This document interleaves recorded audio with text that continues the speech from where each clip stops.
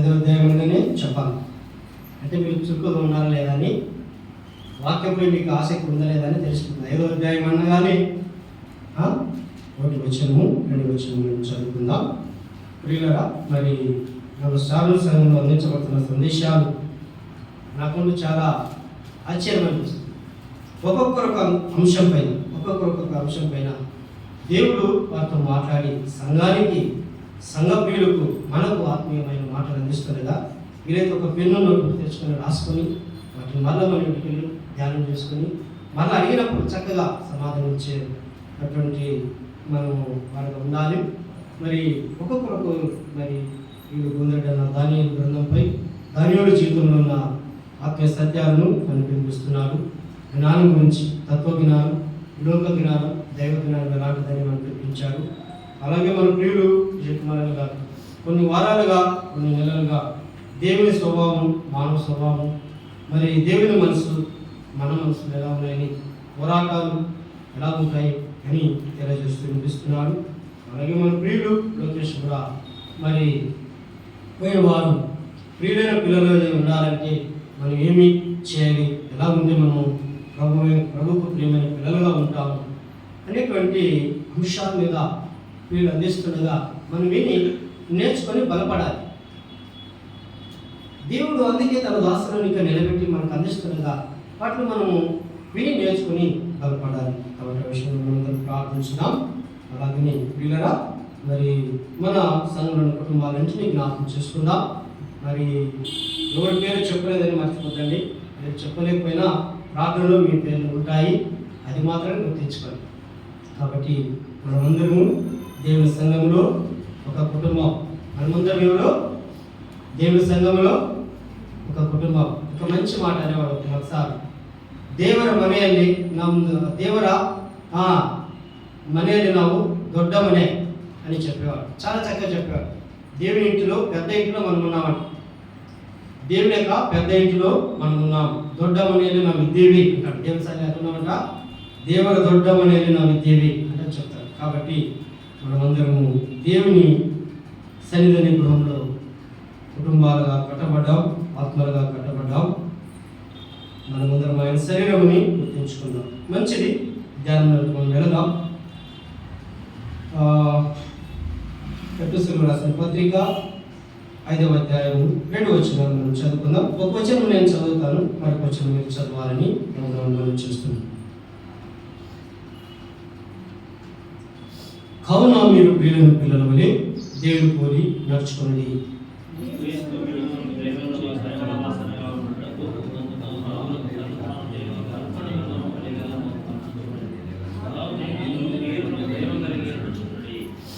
మరొకసారి 2వ వచనాన్ని మనం అందరం చదువుకుందామండి. క్రీస్తు మిమ్మల్ని ప్రేమించి మన వాసులుగా మన కొరకు తను తాను దేవునికి అర్పణంగాను బలిగాను అప్పగించుకున్నాను. అలాగనే మీరును ప్రేమ కలిగి నడుచుకోండి. దేవుడు చదువుకున్న వాక్యాలను దీవించి మనకు మాట్లాడాలి. చిన్న ప్రార్థన చేసుకుందాం. మహాపరిశుద్ధుడైన మా తండ్రి, జీవాధిపతి నీకు స్తోత్రాలు. ఇంతవరకు ఆరాధనలో మీరు తోడుగుండి మీ దాసుని నిలబెట్టి ఆరాధన సహకారంగా మీరు తీసుకొని వచ్చిన మీ లేఖన భాగాలు బట్టి కూడా నీకు స్తోత్రాలు చెల్లిస్తున్నాను. అవునైనా మీరు సర్వ సృష్టికి ఆది సంబూతుడని, సమస్తానికి వారసుడైన దేవుడని, నీవు ప్రవక్తలతో మాట్లాడిన దేవుడు, యుగాంతమందున మాతో మాట్లాడుతున్న దేవుడని, అయితే మా పాపల విషయంలో మీరు మా కొరకు మౌనమైన దేవుడని, మా కొరకు మరణించి తిరిగి లేచిన దేవుడని మీరు మాతో మాట్లాడి నేను మమ్మల్ని బలపరిచినందుకు నీకు స్తోత్రాలు చెల్లిస్తున్నాను. దేవా, మేమందరం చిన్న మందగా నీ సన్నిధిలో చేరి నిన్ను ఆరాధించి, నిన్ను స్తుతించి నీ పరిశుద్ధ బలలో పాల్పొందే భాగ్యము అల్పుడమైన మాకు అనుగ్రహించినందుకు నాన్నా నీకే స్తుతి స్తోత్రాలు చెల్లిస్తున్నాను. ఇదిగో మా తండ్రి, నీ సన్నిధిని ఆశించి దేవా నీ మాటలు వినాలని ఆశించి వచ్చిన నీ బిడ్డను ప్రతి ఒక్కరిని పేరు ప్రవేశం దీవించండి. వారిని ఇంకనూ బలపరచండి. నీలో వారిని నీ కొరకు ఎదిగింప చేయమని ప్రార్థిస్తూ నీ చేతులకు అప్పగించుకుంటున్నాను. సమయంలో మా ప్రభా చదువుకున్న వాక్య భాగాలు మాతో మాట్లాడమని అన్నదాన్ని నీకు మహిమ చెల్లిస్తూ నిష్ప్రయోజకుడు నన్ను మరుపరిచి మీరే మాట్లాడి మీరే మహిమ పొందమని మా ప్రభువును మా రక్షకులను మా కొరకే ప్రాణం పెట్టి తిరిగి లేచిన యేసుక్రీస్తు నామములో స్తుతించి ప్రార్థిస్తున్నాం తండ్రి. ఆమేన్. ప్రేమైన దేవుడారా, చదువుకున్న వాక్య భాగం నుండి ఆ దినాల్లో మరి ప్రియులైన పిల్లల గురించి కాదు కానీ మనము ఎలాంటి వాసనగా ఉండడానికి ప్రభు మనం ఏర్పరచుకున్నాడని జ్ఞాపకం చేస్తున్నాం కదా. అసలు మన మూల అంశం ఏది? దేవుడు మనలను ఎందుకు తన మందిరంలో ఉంచాడు. ఇది మనసులో ఉంచుకున్నాం. దేవుడు తన మందిరంలో ఎందుకు మనల్ని ఉంచాడు? అయితే ఇక్కడ మనం కొన్ని భాగాలు జ్ఞాపకం చేసుకున్నాం. అలాగని అయితే ఇక్కడ బుక్కవాని తైలములో చచ్చనీయులు పడటం వలన అది చెడు వాసన కొట్టునని ప్రసంగి గ్రంథంలో మనం జ్ఞాపకం చేసుకున్నాం. అయితే ఇక్కడ అపోస్తలుడైన పౌలు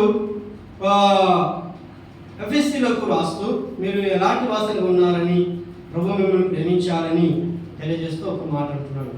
క్రీస్తు మిమ్మల్ని ప్రేమించి పరిమళ వాసనగా ఉండటకు అని తెలియజేశారు. ప్రేమించున్నారా, మరి మనము పాపాన్ని బట్టి చూస్తే మనం దుర్వాసనతో నిండినటువంటి వారిని. అయితే క్రీస్తు మనల్ని ప్రేమించి మన కొరకు బలిగాను అర్పణంగాను అర్పించుకోవడం ద్వారా ఆయన రక్తం ద్వారా కడగబడిన మనము ఎలాంటి వాసనగా మార్చబడ్డాము? పరిమళ వాసనగా మార్చబడ్డాము. కాబట్టి పరిమళ వాసనగా ఉన్న మనము మరలా దుర్వాసన కొట్టకూడదు అని ఇద్దరు కుమారుడికి జ్ఞాపకం చేస్తున్నాడు. ఇంటి నుండి దూరమైన కుమారుడు దుర్వాసనతో వచ్చారు, సువాసనగా మార్చబడ్డారు. ఇంటిలో ఉన్న కుమారుడు సువాసనగా పరిమళ వాసనగా ఉండాల్సినటువంటి కుమారుడు ఇంటిలోనే ఉండి దుర్వాసన ఇస్తున్న కుమారుడికి జ్ఞాపకం చేసుకున్నాడు కదా. మరొకరికి జ్ఞాపకం చేసుకున్నాడు. ఎవరు? ఊరంతా దుర్వాసనతో నిండింది ఆమె. అయితే దేవుడు ఆమెను ఎండవేళ బావి యుద్ధ మార్చి సువాసనగా మార్చాడు, పరిమళ వాసనగా మార్చాడు. ఆమె ఊరిలోనికి వెళ్ళి నేను చేసినవి నాతో చెప్పిన మనసును చూడని చెప్పగానే ఆ ఊరి వారందరూ ప్రభు వైపు తిప్పబడినట్లుగా మనం చూస్తున్నాం. చూడండి, వెంటనే ఆమెలో ఉన్న మార్పును చూసి, ఆమెలో ఉన్న పరిమళ వాసన చూసి ఊరి వారందరూ వచ్చి నమ్ముకొని ప్రభువును విశ్వసించినట్లుగా మనం చూస్తున్నాం. అలాగనే ప్రభు యొక్క పౌలు యొక్క పరిచర్యలు జతపని వారిగా ఉంటున్న ఒక మంచి జతపని వారిని మనం జ్ఞాపకం చేసుకున్నాం. ఎవరో తెలుసా? ఎపఫ్రోది అని మనం జ్ఞాపకం చేసుకున్నాం. అందమైన వారు అని. అతడు శరీరకంగా ఎలా ఉన్నాడో తెలియదు కానీ ఆత్మీయంగా అందంగా ఉన్నారని, ఆత్మీయులకు అండగా ఉన్నారని, అతడు ఎంతో మరి మరి ఆత్మీయంగా ప్రభు పిల్లలకు ప్రయోజనకరంగా ఉన్నారని మనము జ్ఞాపకం చేసుకున్నాం. కాబట్టి ఇలాంటివన్నీ మీరు రాసుకొని నెమరు వేసుకుంటే మీకు మైండ్లో ఉంటాయి. తర్వాత మీకు ఎక్కడైనా కూడా మాటలు జ్ఞాపకం వస్తాయి. మంచిది. ఈ సమయంలో కూడా మరి సమయం మనకి ఇప్పటికే 12:05 వీలైనంత వరకు నేను 12:35 లోపల ముగించడానికి ప్రయత్నం చేస్తాను. కాబట్టి మనం ఈ సమయంలో కూడా ఇద్దరు లేక ముగ్గురిని మనం జ్ఞాపకం చేసుకున్నాం. మంచిది, వెళదాం. ఫిలిప్పీయులకు రాసిన పత్రిక పక్కనే ఉన్న పత్రికలను మనం వెళదాం. అక్కడ ఒక ఆయన మనకు కనబడుతున్నాడు. ఎలాంటి వాసన ఇస్తున్నాడో మనం చూద్దాం. అతను కూడా పౌలుతో పాటు జతపని వాడిగా ఉన్నవాడే. ఎలాంటి వాసన కలిగి ఉన్నాడో పౌలు సాక్ష్యం ఇస్తున్నాడు. 2వ అధ్యాయము 19వ వచనాలు మనం చదువుకుందాం. నేను మీ క్షేమం తెలుసుకుని ధైర్యం తెచ్చుకునే నిమిత్తము తిమోతిని శీఘ్రంగా మీదకు పంపుటకు ప్రభువుని యేసునందు నిరీక్షించుచున్నాను. మీ క్షేమ విషయమై నిజంగా చింతించువాడు అతని వంటి వాడు గుడును నా ఇతరుడు. ఏమంటున్నాడు పౌలు? ఒకరి జతపని వాడైనటువంటి ఒకరి గురించి భక్తుడు తెలియజేస్తున్నాడు. పౌలు తెలియజేస్తున్నాడు. ఏమంటున్నాడు? మీ క్షేమ విషయమై చింతించువాడు అతని వాడు నా ఇది ఎవరును లేరు. చిన్న మాట మన బళ్ళారిలో కాలువచ్చాంగంలో ఉంది కదా, ఆయన దగ్గర 10 మంది ఉన్నారు. ఎంతమంది?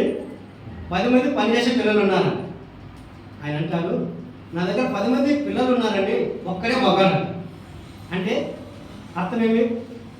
ఏ వస్తువు చెప్పినా ఎక్కడుందో ఆ 160 సామాన్యుల్లో ఎక్కడుందో ఆ వస్తువు ఒక్కడే తెచ్చిస్తారు. అందరూ పిల్లలందరూ వెళ్తారంటే అయ్యా కాలేకపోయింది, అయ్యా లేదు, అది అక్కడ లేదంటారు. కానీ ఒక్క పనివాడి గురించి ఆయన ఒకేమంటున్నాడు, నా దగ్గర ఒకే ఒక మగ పిల్లవాడు ఉన్నాడు, అది ఏ వస్తువు చెప్పురా తీసుకొని. అలాగనే అపోస్తలుడైన పౌలు తన ప్రియమైన కుమారుని గురించి ఒక మాట అంటున్నాడు. ఏమంటాడంటే మీ క్షేమ విషయమై నిజముగా చింతించేవాడు అతని వంటి వాడు నాకు ఎవడును. ప్రేమైన దేవుని సంగమా, ప్రేమైన దేవుని బిడ్డలారా, పౌలు యొక్క తిమోతి యొక్క చింత ఏమిటి? ఎవరి గురించి చింత చేస్తున్నాడు తిమోతి? ఎందుకు చింత చేస్తున్నాడు తిమోతి? ప్రియులారా, నాతో పాటు పెద్దలు ఉన్నాళ్ళే, ఆయన చూసుకుంటాలే, ఉన్నారు కదా, పౌలు గారు ఉన్నారు కదా, చూసుకుంటాలే, ఆయన పట్టించుకుంటాలే, వారికి వెళ్ళి ప్రార్థన చేస్తాలే అనుకోవచ్చు కదా. కాదు కాదు, పౌలు ఎక్కడైతే పంపిస్తున్నాడో అక్కడికి వెళ్ళి వారి విషయాలు తెలుసుకొని వారి కోసం ప్రార్థిస్తూ వారిని బలపరుస్తూ వారి విషయం ఏం చేస్తున్నాడు తిమోతి? చింతిస్తున్నాడు.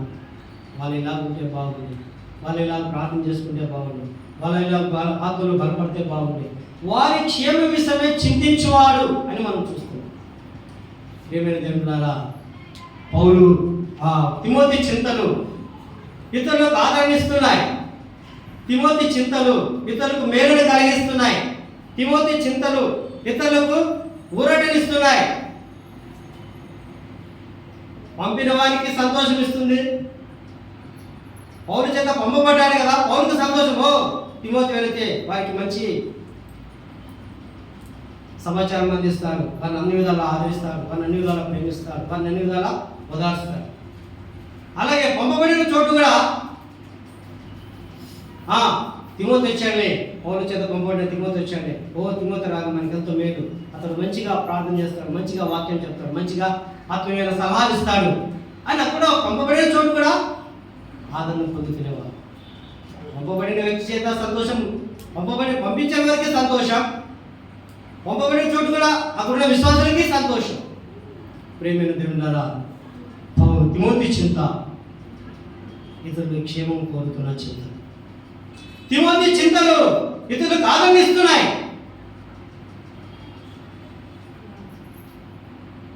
బైబిల్ గ్రంథంలో కొందరు చింతలు ఉన్నాయి.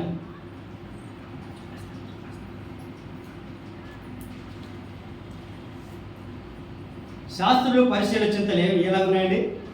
ఎలాగున్నాయి? యేసుప్రభుని ఎప్పుడు పట్టుకున్నామా, ఏ విషయంలో తప్పు పడదామా, ఎవరు బాగు చేస్తే తప్పు పడదామా, ఏం చెప్తే తప్పు పడదామా, వాళ్ళ చింతలు ఏమిటి? తప్పులు పట్టే చింతలు. అలాగే కొంచెం వెళదాం. యేసు దగ్గర ఉన్న 12 శిష్యుల్లో పక్కన ఉన్నాడు, ఆయన పేరు యూదా ఇస్కరియోతు. ఆయన చింత ఏమి? ఎప్పుడు 12 నాణ్యాలు తీసుకొని ఎప్పుడైనా అప్పగిస్తానా, ఎప్పుడైనా పట్టిస్తానా, ఎప్పుడైనా కొడాలతో పట్టిస్తానా, ఎప్పుడైనా సిలువ చేయిస్తానా, ఈ చింతనే యూదా ఇస్కరియోతు కదా. అలాగే ప్రియులారా, యూసే 12 చింతలు కూడా ఉన్నాయి.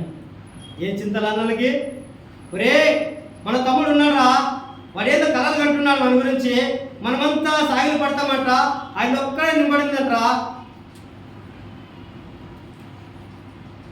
ఆలోచించారు, చింత చేశారు. సమయం వచ్చింది, ఏం చేసింది? అన్నలు అమ్మేశారు, సొంత అన్నలే అమ్మేశారు. ఇది అన్నల యొక్క చింతలు, యూదా ఇస్కరియోతు చింతలు, శాస్త్రుల పరిశీలన చింతలు, అలాగనే యోబు యొక్క స్నేహితుల చింతలు. యోబు మన స్నేహితుడు బాధలో ఉన్నారని ఓదార్చని వచ్చారు, తర్వాత రివర్స్ గేర్ కొట్టారు అంతే. ప్రేమ దేవులారా, నీ ఒక్కడైనా భక్తి, నువ్వు ఒక్కడైనా ప్రార్థన పడు, నువ్వు ఒక్కడైనా విశ్వాసవి అని చింతలు చేసి ఏం చేశారు? మాటల చేత చిత్తపడుతున్నారు. కాబట్టి ప్రేమ దేవులారా, ఇవి చెడు చింతలు అని మనం చెప్పుకోవచ్చు. ఏ చింతలు ఇవ్వండి? చెడు చింతలు. అయితే బైబిల్ గ్రంథంలో మరికొందరు చింతలు ఉన్నాయండి. దావీదుకి ఏం చింతమా? దేవుని మందసము గుడారాల్లో ఉండగా దేవుని మందిరము కట్టబడాలి. దావీదు చింత ఏమిటి? దేవుని మందసము గుడారాల్లో ఉన్నది, ఆ మందసము గుడారాల్లో ఉండకూడదు, ఆ మందసము దేవుని మందిరంలోనే ఉండాలి. దావీదు యొక్క చింత. అలాగనే ఎస్తేరు యొక్క చింత ఏమిటి? నా జనులైన యూదులు మరణశిక్ష విధించబడింది, ఆ మరణశిక్ష నుండి వారు తప్పించబడాలని ఎస్తేరు యొక్క చింత. అయ్యా, ఉదయకాలంలో దేవుని సన్నిధికి వచ్చిన మనము మన మందిరం పట్ల మన చింతలు ఎలా ఉన్నాయి? మన మందిరంలో ఉన్న విశ్వాసుల పట్ల మన చింతలు ఎలా ఉన్నాయి? ఇంకా మనం ముందుకెళ్ళినట్లయితే ప్రియురా, జకర్యా జీవితంలో చింతలు ఏమిటో తెలుసా? దేవుని ఆజ్ఞలు పాటించి దేవుని మందిరంలోనే ఉండాలి. వారి చింతలు ఏమిటి? వారికి పిల్లలు లేరని చింత లేదు. మేము దేవుని ఆజ్ఞలు పాటించాలా, దేవుని మందిరంలో ధూపం వేయాలా, దేవుని మందిరంలో ఆరాధన చేయాలా, దేవుని మందిరంలో ప్రార్థన చేసుకోవాలా, మేము దేవుని మందిరంలో ఉండాలా, అదే వాళ్ళ చింత. లోకము ఎన్ని రీతిలో అవమానపరిచినా అవన్నీ పట్టించుకున్నారు. దేవుని కొరకు వాళ్ళు దేవుని మందిరంలో గడపడం వారికి చింతలుగా మనం చూస్తున్నాం. కాబట్టి ప్రియమందిరంగా అలాగే నెహెమ్యా చింత ఏమిటి? యెరూషలేము ప్రాకారాలు పాడైండగా, కాల్చబడిండగా ఆ ప్రాకారాలు కట్టాలని నెహెమ్యా యొక్క చింత. మనో దుఃఖము గలవాడైండగానే నెహెమ్యా గ్రంథంలో మనం చూస్తున్నాం. నెహెమ్యా చింత పాడైపోయిన ప్రాకారాలు కట్టాలని నెహెమ్యా యొక్క చింత. తిమోతి యొక్క చింత ఇతరులను మేలు కోరే చింతలు, ఇతరులు క్షేమాన్ని కోరే చింతలుగా ఉన్నట్టుగా మనం చూస్తున్నాం. ప్రేమైన దేవుడారా, మన జీవితాల్లో నీ నా చింతలు ఎలా ఉన్నాయి? మన ఆత్మీయ జీవితంలో నీ నా చింతలు ఎలా ఉన్నాయి? సంఘంలో ఒక అవయవాలుగా ఆ మందిరంలో ఉన్న మనము మన చింతలు ఎలా ఉన్నాయి? దేవుని మందిరం పట్ల మన చింతలు ఎలా ఉన్నాయి? పౌలు లాంటి చింతల పౌలుడితో ఒకే మాట అంటాడు, ఇవన్నీగాక సంఘములన్నిటిని కూర్చున్నా చింతగలదన్నాడు కొరింథీయులకు రాసి. మన చింతలు ఎలా ఉన్నాయి? మన కుటుంబాల గురించి చింత ఉందమ్మా, మంచిది. మన పిల్లల గురించి చింతలు ఉన్నాయా? మంచిది. మన యొక్క ఉద్యోగాల చింతలు ఉన్నాయా? మంచిది. మన ఆర్థిక సమస్యల గురించి చింతలు ఉన్నాయా? మంచిది. అయితే వాటన్నిటికంటే మించిన చింతలు ప్రభు పిల్లలు క్షేమం మనం కోరాలి. వాటిన్నిటికంటే మించిన చింతలు ప్రభు మందిరం మనం క్షేమము కోరేవారిగా ఉండాలని దేవుడు మనల్ని తన మందిరంలో ఉంచాడా లేదా? చెప్పండమ్మా. దేవుడు తన మందిరంలో ఉంచాడా? కాబట్టి తిమోతి చింతలు ఇతరులకు మేలును కలిగిస్తాయి. తిమోతి చింతలు ఇతనికి ఆదరణను కలిగిస్తాయి. అయితే నీ నా చింతలు ఎవరికి మేలును కలిగిస్తాయి? ఎవరికి క్షేమాన్ని కలిగిస్తాయి? ఎవరికి ఆదరణ కలిగిస్తాయి? ఒక్కసారి మనం ఆలోచించాలి. ప్రభు బలులో ఆరాధిస్తున్న మనము, ప్రభు బలులో పాల్గొంటున్న మనం తిమోతి లాంటి చింతలు కలిగి ప్రభు మందిరంలో సాగాలని ప్రభునామంలో మనము జ్ఞాపకం చేసుకుందాం. అలాగే మరొకరు కూడా మనం చూసుకుందాం. రోమీయులకు రాసిన పత్రిక 16వ అధ్యాయం 1 వచనం దయచేసి ఎవరైనా చదవండి.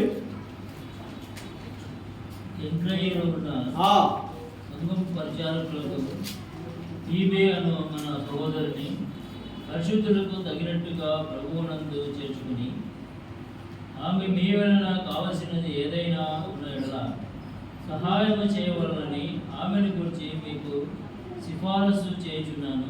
ఆమె అనేకులకు నాకును సహాయురాలై ఉండెను. ప్రియమైన దేవులారా, ఇక్కడ పౌలు జత పనిలో వారిలో ఒక సహోదరిని, ఒక సంఘ పరిచారకురాలని మనం చూస్తున్నాం. కేంక్రేలో ఉన్న సంఘ పరిచారకురాలకు ఫీబే, కేంక్రేలో ఉన్న సంఘ పెద్దయ్యకు ఫీబర్ లేదని ఏముంది? కేంక్రేలో ఉన్న సంఘ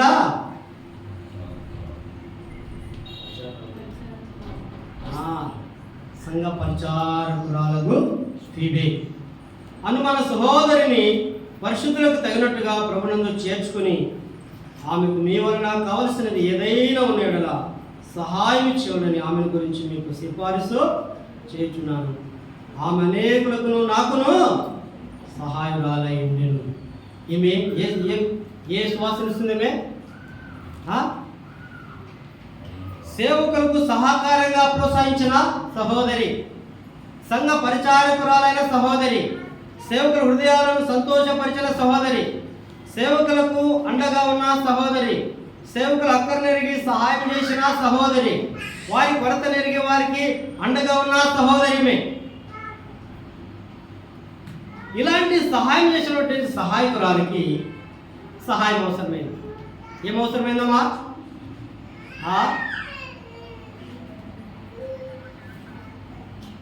అనేకులకి సేవకులకు సంఘానికి సహాయం చేస్తున్న ఆమెకు ఒకసారి కొరత పడింది. ఏం కొరత? నాకు ఎవరైనా సహాయం చేయాలి. అయితే అలాంటి పరిస్థితుల్లో పౌలు గారు ఆమె గురించి ఒక మంచి మాట తెలియజేస్తుంది. ఆమె అనేకులకు నాకు సహాయురాలై. ప్రేమైన దేవుని బిడ్డలారా, ఫీబే అనే సహోదరి అనేకులకు సహకారిగా ఉన్న సహోదరి. ఫీబే అనే సహోదరి అనేకులకు ఆదరించి సహకరించిన సహోదరిగా మనం చూస్తున్నాం. ప్రేమైన దేవుని బిడ్డలారా, సంఘంలో ఉన్న మనము సంఘ పరిచారకురాలైనటువంటి ఫీబే వలె మనం ఉండాలని మనం జ్ఞాపకం చేసుకున్నాం. ఫీబే అనగా వెలుగు ప్రకాశించను. ఫీబే అనగా వెలుగు ప్రకాశించను. వెలుగు అంటే మామూలుగా వెలుగుతారు కదా, ఇది లైట్ వెలుగుతుంది. ప్రకాశించానంటే ఎలా ఉంటుంది? చూడలేము మనం, ఆ వెలుగుని చూడలేము. ఆమె వెలుగుగా ఉంటుందంట, మళ్ళీ ప్రకాశిస్తుందంట. ఆమె శారీరకంగా వెలుగుందేమో కానీ ఆమె ఆత్మీయంగా ఎలా ఉంది? ప్రకాశించే రీతిగా ఉన్నది. సహకారంలో, ప్రోత్సహించట్లో, ఆదరించట్లో ఆమె ప్రకాశిస్తుంది. ప్రేమైన దేవుని బిడ్డలారా, మనము కూడా సంఘములు అలాగూ ఉండాలి వద్దా అమ్మా? అలా ఉండాలి వద్దా? ఫీబేలో మనం కూడా సంఘ పరిచారకులుగా ప్రభు మందిరంలో మనం ఉన్నాం. అయితే మనము కూడా ఫీబే వలె వెలుగుతూ ఉండాలి, ప్రకాశిస్తూ ఉండాలని ప్రభు నామములో మనం చూస్తున్నాం. కాబట్టి ఈమె అనేకులకు సహాయం చేసింది. ఒకానొక సమయంలో ఆమె కూడా సహాయం అవసరమైనప్పుడు పౌలు గారు ఆమె గురించి ఒక మంచి మాట తెలియజేస్తుంది. ఆమె ఒకప్పుడు అనేకులకు నాకు సహాయం చేసింది, ఇప్పుడు ఆమెకు అవసరమైనది ఏదో మీరు ఆమెకు సహాయం చేయండి ఓ రోమలో ఉన్న పరిశుద్ధులారా అని తెలియజేస్తుంది. కాబట్టి ప్రేమైన దేవుళ్ళారా, మనము కూడా ఇతరులతో మరి మేలుకరమైనటువంటి శ్వాసను అందించేవారుగా మనం ఉండాలి. ఇతరులకు సహకారమైన శ్వాసను అందించేవారుగా మనం ఉండాలి. ఇతరులకు అండగా ఉండే సహకారులుగా మనము ఉండాలని ఫీబే ద్వారా మనము నేర్చుకుంటున్నాం. మంచిది, ముందుకెళ్దాం. ఇప్పటికిద్దరు మనం జ్ఞాపకం చేసుకున్నాం. తిమోతి చింతలు ఇతరులకు ఆదరణిస్తున్నాయి. తిమోతి చింతలు ఇతరులకు మేలును కలిగిస్తున్నాయి. తిమోతి చింతలు ఇతరులను బలపరుస్తుంది. తిమోతి చింతలు తన తండ్రి అయిన పౌలును సంతోషపరుస్తుంది. తిమోతి చింతలు వెలుగుల చోటలా ఉన్నవారందరికీ సంతోషాన్ని కలిగిస్తుంది.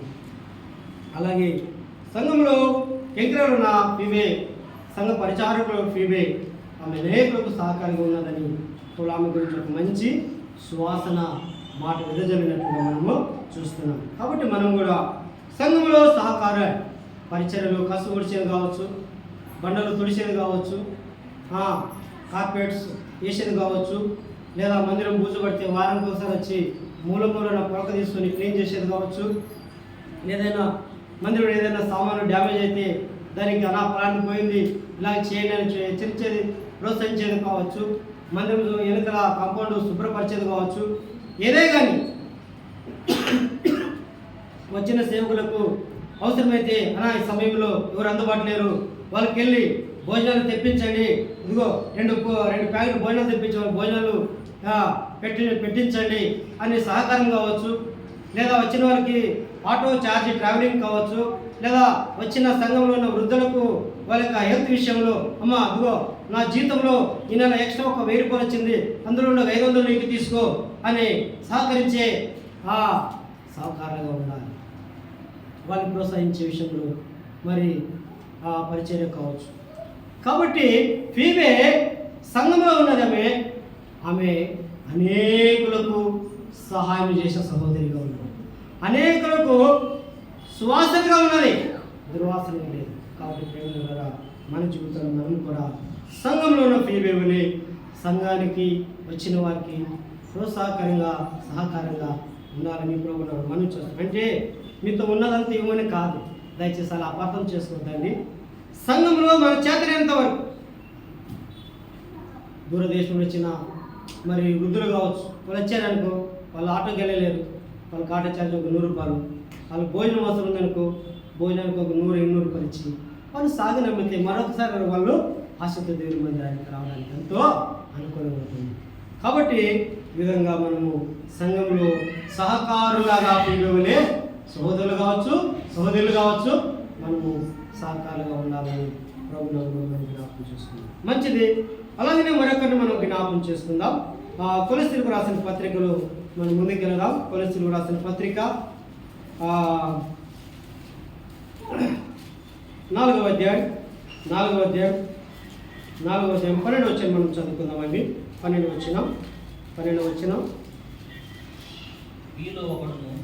మీలో ఒకడును క్రీస్తు యేసు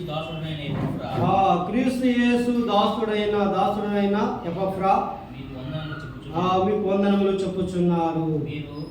కొంచెం ఆగండి. ఎవరంట?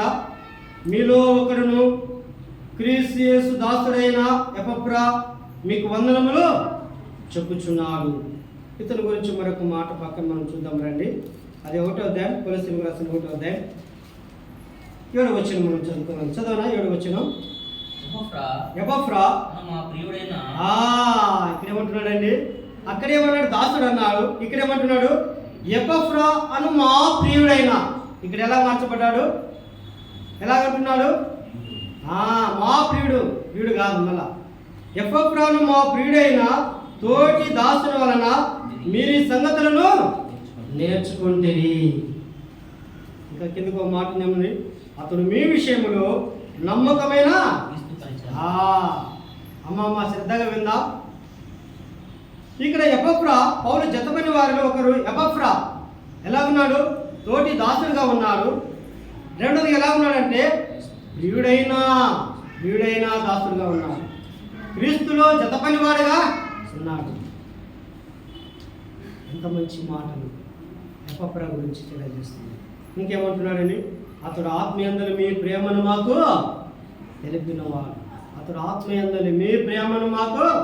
తెలిపినవాడు. ఎపఫ్రా అప్పుడు విశ్వాసుల యొక్క ప్రేమను పౌలుకు క్లుప్తంగా తెలియజేసేవాడు. ఇక్కడ ఈయనతో ఈ మాట చెప్పి, అక్కడ తాయనతో మాట చెప్పి, ఆమెతో అక్కడ మాట చెప్పి అలా చెప్పట్లేదు. ఎపఫ్రా ఏం చెప్తున్నాడు? ఇక్కడ ఈయనతో ఏ మాట ఏం చెప్పాడు, ఇక్కడ ఈమెతో ఏ మాట చెప్పాడు, అక్కడ ఆమెతో ఆ మాటనే చెప్పినట్టుగా మనం చూస్తున్నాం. ఇక్కడ ఇతడు ప్రేమను తెలిపేవాడుగా చూస్తున్నాం, పగలు పంచేవాడుగా లేనట్లుగా మనం చూస్తున్నాం. ఎపఫ్రా ఇతరుల యొక్క ప్రేమను, క్రీస్తు ప్రేమను తెలుసుకొని ఇతరులకు తెలిపేవాడుగా మనం చూస్తున్నాం. ప్రేమైన దేవుని బిడ్డలారా, మనము కూడా ఎలా ఉండాలంటే ఎపఫ్రా వలె ఉండాలి. అక్కడ ఏం జరిగిందో అదే చెప్పాలి, ఇక్కడ ఏం జరిగిందో అదే చెప్పాలి. అందుకంటున్నాడు అతడు నమ్మకమైన పరిచారం. ఈనాడు సంఘాల్లో కూడా ఎలాంటి వారికి కావాలమ్మా? నమ్మకమైన పరిచారం. పౌలు తిమోతికి రాసిన ఒక మాట ఉన్నాడు. 2వ అధ్యాయంలో చూడండి. 1 తిమోతి పత్రికలో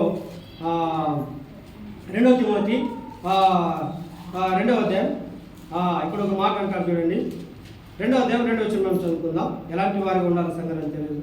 నీవు అనేక సాక్షిగల వినిన సంగతులను ఇతరులకు బోధించుటకు సామర్థ్యం వల్ల నమ్మకమైన ఏమాటండి?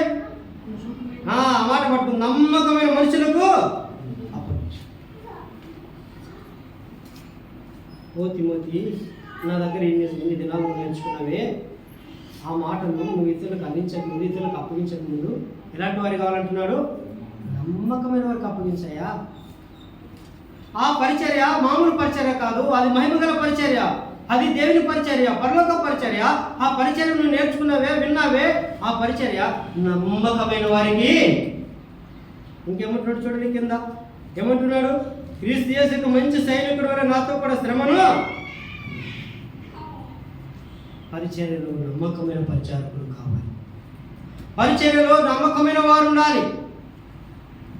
పౌలు ఎపఫ్రా గురించి ఏమంటాడంటే అతడు నమ్మకమైన పరిచారకుడు, అతడు ఇతరుల ప్రేమను తెలిపేవాడు. ఎంత మంచి ఎపఫ్రాని. ఎపఫ్రా అనగా ఉత్సాహము. ఏమిటమ్మా? ఎపఫ్రా అనగా ఉత్సాహము. ఇప్పుడు అన్నం చూశాననుకో, నాకు ఉత్సాహం పుట్టాలి. అన్న చాలా దినాలకు వచ్చానా, వందాలన్నా, ఎలా ఉన్నారన్నా అని ఉత్సాహం మనలో ఉండాలి. అతను చూస్తేనే మనకు ముఖము బాధ కలిగించదంటే వందనాలు చెప్తామా? ఆమెను చూస్తేనే మాకు బాధ కలిగించదు ఆమెకు వందనాలు చెప్తామా? అయితే క్రీస్తుని బట్టి మనము అందరికీ ఉత్సాహాన్ని కలిగించేవారుగా మనం ఉండాలి. సంఘములో సహోదరి ఫీబే వలె, సంఘములో ఎపఫ్రా వలె మనం ఎలా ఉండాలి? ఉత్సాహంగా ఉండాలి. మనం ఉత్సాహంగా ఉండాలి, ఇతరులకు ఉత్సాహాన్ని కలిగించాలి. మన ద్వారా ఇతరులు ఉత్సాహాన్ని పొందుకుంటున్నారా? మనం ఉత్సాహాన్ని చూపిస్తున్నామా? ఇతరులకు ఉత్సాహాన్ని కలిగించాలంటే మనం ఉత్సాహాన్ని చూపిస్తాం కదా. కొన్నిసార్లు వందనాలే చెప్పు మనం. ఇంకెక్కడ ఉత్సాహాలు వస్తాయండి? అన్న వందాలన్నా, వందాలు బ్రదర్, వందాలు సిస్టర్ అంటే ఆనందం ఎవరండి? మాట్లాడిస్తే ఏదో అన్నట్టుగా మనం మాట్లాడలేకపోతే దేవుని ప్రేమలో నింపబడిన వాళ్ళమా? ప్రభులో మనం ఇతరులను ఉత్సాహపరుస్తామా? మన ద్వారా వాళ్ళు ఉత్సాహాన్ని పొందుకుంటారా? మన వరకు మనం వచ్చి వెళ్ళి ఆమె అని వెళ్ళిపోతే వాళ్ళు ఎలా ఉత్సాహం పొందుకుంటాం? ఏమక్క చాలా దినాలు కనపడలేదు, ఎలా ఉన్నా? ఏమన్నా ఎలా ఉన్నాం? ఎందుకన్నా పోయిన ఆధారం రాలేదు, మనం రావాలన్నా ఆగిపోయినా ఇలా మనం వారిని ఉత్సాహంతో పలకరించి ప్రేమ చూపిస్తే వాళ్ళు రారా? కాబట్టి మనము ఉత్సాహించేవారుగా ఉండాలి, ఇతరులకు ఊరట కలిగించేవారుగా మనం ఉండాలి. ఎపఫ్రా ఇతరులకు ఊరట కలిగించేవారుగా ఉన్నారు. ప్రార్థనకు రాలేకున్నకి ప్రార్థనకి వెళ్ళాలి, ఆరాధనకు రాలేకున్నకి ఆరాధనకి వెళ్ళాలి అని ఉత్సాహాన్ని కలిగించేవాడుగా ఎపఫ్రా ఉన్నాడు. ఫీబే ఆమె కూడా ఒక సహకారిగా ఉన్నది. చాలా సంఘానికి సంఘం ఫీబేని సహోదరుంది, ఆమె అందరిని చక్కగా మాట్లాడిస్తుంది, ఆమె అందరిని ప్రేమతో ఆదరిస్తుంది. వీలైతే అవసరమైతే ఆదుకుంటుంది కూడా. వెళ్ళాలా ఆ సంఘానికి వెళ్ళి మనము అక్కడ మనం వెళ్ళి మేలు పొందుకోవాలా, మనం అక్కడ మనము బలపడాలి. సంఘంలో సహకారులు ఉన్నారు, ప్రోత్సహించేవారు ఉన్నారు, ఉత్సాహపరిచేవారు ఉన్నారు, ఆదరించేవారు ఉన్నారు, ఇచ్చేవారు ఉన్నారు. మనం వెళ్ళాలి అన్న ఆశతో ఉత్సాహంతో కాబట్టి మన సంఘంలో ఫీబే వలె ఉండాలి, మన సంఘంలో ఎపఫ్రా వలె మనం ఉండాలి. కాబట్టి ఎపఫ్రా ఉత్సాహం కలిగించేవాడు అని ఉందండి. ఇంకా బాగుందని ఆయన గురించి అక్కడే మనం చదువుకుందాం. కొలస్సీ పత్రికలో మనం ఊహించుకుందాం. ఏమంటున్నాడు? మీ 4:12 మీలో ఒకడును క్రీస్తు యేసు దాసుడైన ఎపఫ్రా మీకు వందనములు చెప్పుచున్నాడు.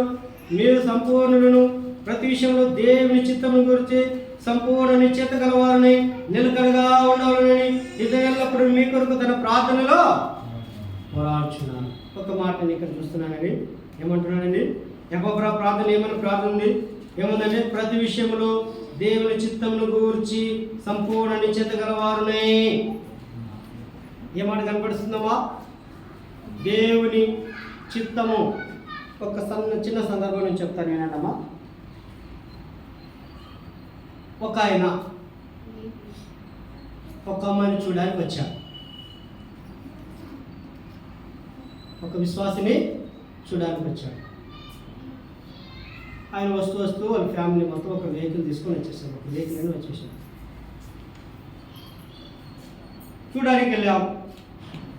ఆ ఇంట్లో అమ్మాయిని మనకు ఎప్పుడు చూపించారు, మేము అప్పుడు వెళ్ళాము. పిలిచాము, రానా ఇంటి ఇలా ఉందని చెప్తే వెళ్ళాము. చూశారు, ఇల్లు బాగుంది, అమ్మాయి బాగుంది. కాకపోతే ఆమె నడిచే చూసి బాగలేదన్నా మొత్తం డౌట్ వస్తుంది. నేను అన్నాను, మీరు అప్పుడే చెప్తుంటే, ఆమె లోపలికి వెళ్ళకముందు అప్పుడే చెప్తుంటే, అమ్మ నువ్వు బయటకు వెళ్ళి ఆ ఇంటి ఎదురు ఉన్న చెట్టు పూలు తీసుకోండి అమ్మని చెప్పేవాడిని. మీకు అలాంటి డౌట్ ఉన్నప్పుడు ఒక చిన్న సలహా ఇస్తే ఆమె బయటికి వెళ్ళి ఇంట్లో నుండి దిగి పైకి ఎక్కి వచ్చేదాకా ఆమె రక్షించవచ్చు అని చెప్పి, తర్వాత లేదు అట్లే కాదు. సరే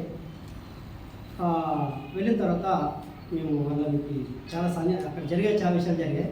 తర్వాత వెళ్ళిన తర్వాత మీకు కబుర్ అందిస్తాము, ఈ విషయం మీకు ఫోన్ చేసి చెప్తామన్నా. అయితే ప్రార్థన చేయండి అన్నాను. సరే నేనే కదా తీసుకొచ్చానని నేను ప్రార్థన చేస్తాను. ఏమని ప్రార్థన చేయలేను? ప్రభా నిశ్చితమైతే వీళ్ళని జతపరచు, కుటుంబాలకు కట్టను అని ప్రార్థన చేశాను. తర్వాత అమ్మాయి వాళ్ళ నాన్నగారు ప్రార్థన చేశాను. ఏమని ప్రార్థన చేశాను? ప్రభా నిశ్చితమైతే వీరిని కలపండి, నిశ్చితమైతే జంటగా మార్చండి, నిశ్చితమైతే కార్యం జరిగించండి. తర్వాత ఆ అమ్మాయి వాళ్ళ మామగారు ప్రార్థన చేశారు.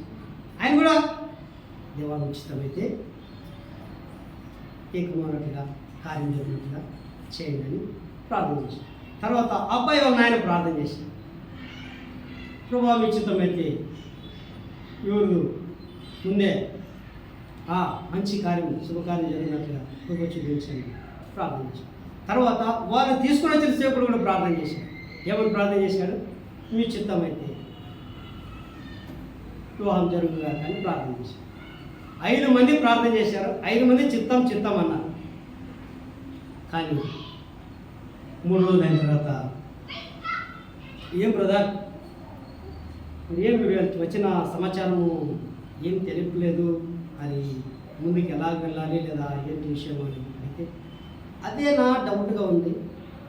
అమ్మాయి కొంచెం కాలేము గుర్తుంది, అది అప్పుడే చెప్పచ్చు కదా, మీరు అక్కడ వెళ్ళి దానికన్నా దాచుకొని ఇక్కడేం చెప్పేదేమో మరి ఇప్పుడు చెప్పేదేమో అని చెప్పి సరేలేనా మీరు మనసులో అలాగున్నప్పుడు మేమేం చేయలేము.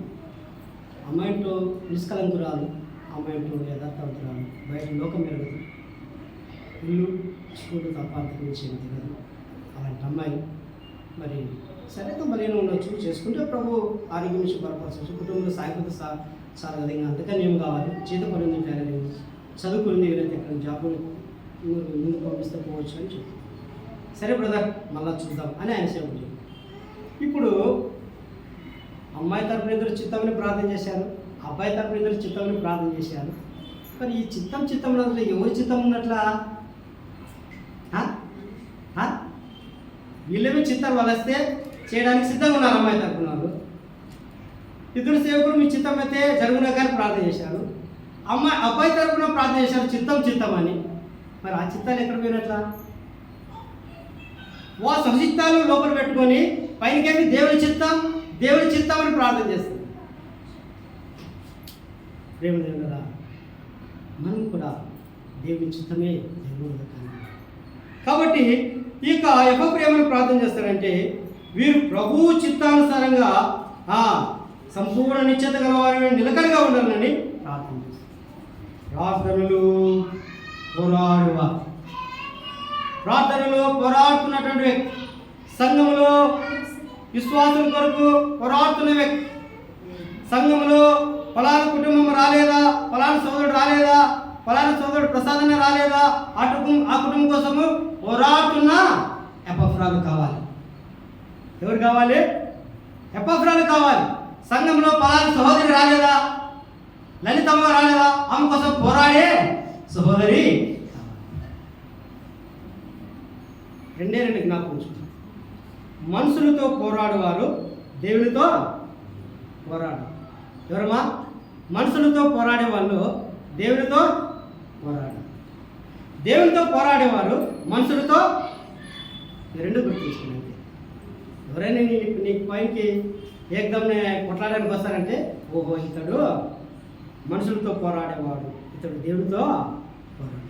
చిన్నదాని పెద్దదానికి నీ పైన కొట్లాడికి వస్తాడు, గలాటికి వస్తాడు, నేను కించపడతాడంటే ఓహో ఇతని యొక్క ఆత్మస్థితి మనుషులతో పోరాడేవాడే కానీ దేవునితో పోరాడేవాడు. కాబట్టి దేవునితో పోరాడేవాడు మనుషులతో పోరాడు, మనుషులతో పోరాడేవాడు దేవునితో. కాబట్టి ఈ ఎపఫ్రా ఎవరితో పోరాడుతున్నాడు?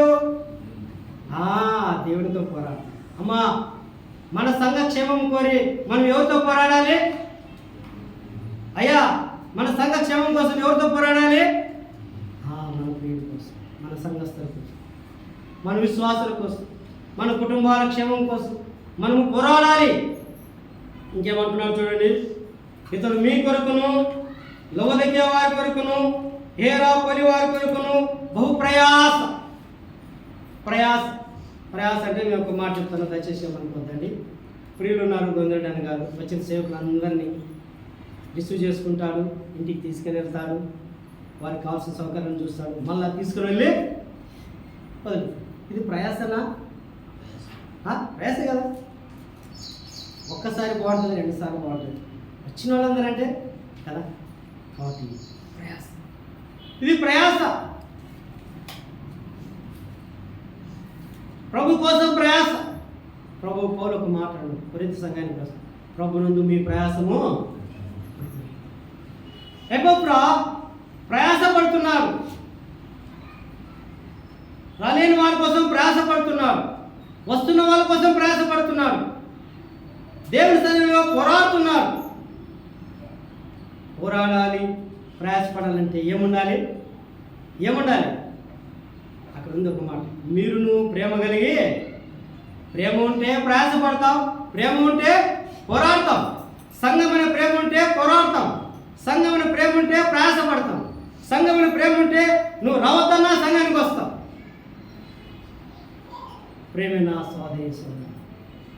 సంఘమైన ప్రేమ ఉంటే మాట్లాడించిపోయినా నువ్వు వెళ్ళి మాట్లాడిస్తావు. అవునా అవునా అవునా లేదా? కాబట్టి మనం ఎపఫ్రా లాగా మన సంఘంలో మనం ఉండాలి, ఫీబే లాగా మన సంఘంలో మనం ఉండాలి, తిమోతి లాగా మన సంఘంలో మనము ఉండాలి. కాబట్టి మనం ముగించుకుందాం. దయచేసి ఒక 5 నిమిషాలు ఎక్కువ. కాబట్టి ఉదయకాలంలో దేవుని మందిరంలో మనం ఎందుకు ఉంచాలంటే ఒక తిమోతి లాగా మనం ఉంచాలి. తిమోతి యొక్క చింతలు ఏమిటమ్మా? ఇతరులు చెడపాలని చింత కాదు తిమోతి. ఏం చింత? ఇతరులకు మేలు కలిగించాలి, ఇతరులను ఆదరించాలి, ఇతరులను బలపరచాలని తిమోతి యొక్క చింత. యోసేపు పనుల చింత, అన్న తమ్మును అమ్మివేయాలని. ఇస్కరియోతు చింత, క్రీస్తును అమ్మివేయాలని. శాస్త్రులు పరిశీలన చింతలు ఏమిటమ్మా? తప్పు పట్టాలి. అదే దావీదు చింత, దేవుని మందసం గుడారంలో ఉన్నది, మంచిది కాదు, దేవుని మందిరంలో ఉండాలి, ఆయన మందిరం కట్టాలి. అలాగే ఎస్తేరు యొక్క చింత, రానైనా దేవుని ప్రజల గురించిన చింత.